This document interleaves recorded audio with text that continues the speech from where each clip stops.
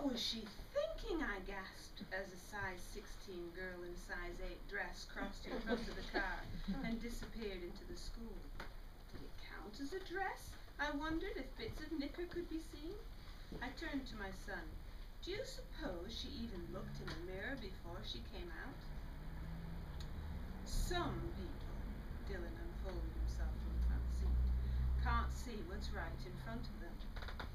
The heavy emphasis on some in my son's smooth voice smacked my blinkers off. What a grumpy old witch I'd become. Apology crumpled the smile I offered as he leaned over to say goodbye. Have a good time? The muscle in his cheek jumped with gritting his teeth. Sure. Dylan wasn't a party animal like his older brother Luke, but I'd used all my powers of manipulation getting him here. I was determined he'd learn to have fun and make friends. Driving home, something niggled behind my thoughts.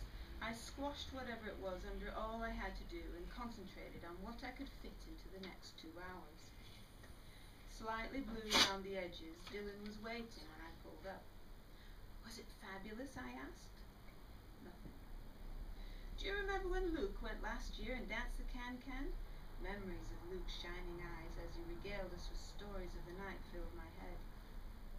The quiet, emanating from the seat beside me, slowly seeped past my chatter. I bit my tongue to keep it still. My mind bounced with busy thoughts, trying to fill the silent space between us. I will need a lift to the Christmas concert at the parish church on Friday night, Dylan announced as he opened the car door at home. Christmas concert? The music center do it every year, Mother. I did tell you. I rifled through the clutter in my brain, but only vague wisps drift to the surface. I was tiptoeing across something very fragile. I couldn't imagine Luke foregoing a Friday night out for a concert in an old church, but, for once, managed to keep that thought to myself. I'll have to check, Dylan. You know we always play badminton on Friday. He looked at me with empty eyes, then closed the door very gently and walked away. Reflection was a luxury in a life full of work, family, and friends, but the niggle grew, flexing its pointed elbows. 3:23 glowed the alarm clock. Turning over didn't stop crunching thoughts from forcing me to escape the cover of my duvet. Over a cup of tea, I disgorged my tormentors onto paper. The niggle now had legs and stepped into the kitchen.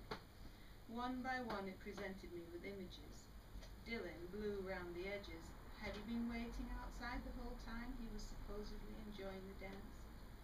I recalled Dylan's patient help as I struggled with new software for work, heard echoes of the music I took for granted as my son practiced playing the piano.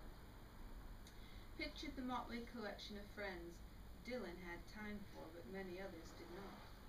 Dylan acting the foil for his more flamboyant brother in family shows. Over and over the niggle pierced my blindness, unveiled my mischief. No one was home when I got back from work. The message on the counter stung. I'm going to Kyle's after school. His mother is taking us to the concert.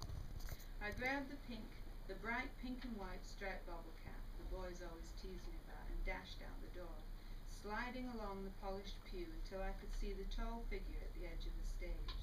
I jammed the silly hat on my head. Dylan looked up and spotted me. His shoulders lifted and he smiled. Fingers raised, he filled the vaulted space and my heart with his beautiful music.